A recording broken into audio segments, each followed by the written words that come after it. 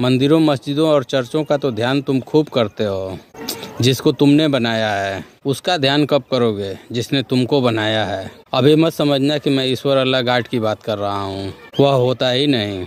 मैं बात कर रहा हूँ उस वजह की, उस कारण की, जिसकी वजह से तुम इस धरती पे हो, तुम्हारा अस्तित्व है और जीवों पेड़ पौधों का अस्तित्व है, जिसके बिना धरती पे पेड़ पौधे और जीव जंतु का होना असंभव है।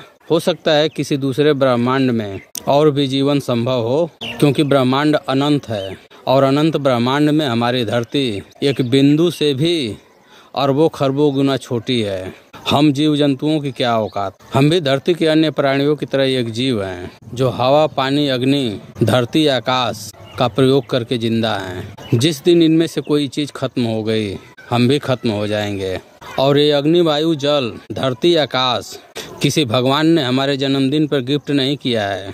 ये अरबों खरबों साल का नतीजा है जो हमें मिला है। इंसानों को आदम और हव्वा के रूप में कोई धरती पे छोड़ के नहीं गया है। हम भी बहुत निर्माण और विनाश के बाद इस रूप में हैं। परिवर्तन ही संसार का नियम है और हमेशा परिवर्तन होता रहता है। इस तरह का परिवर्तन अरबों खरबों साल बाद दिखाई देता है, जिसको देखने के लिए हम जिंदा ही नहीं रहेंगे।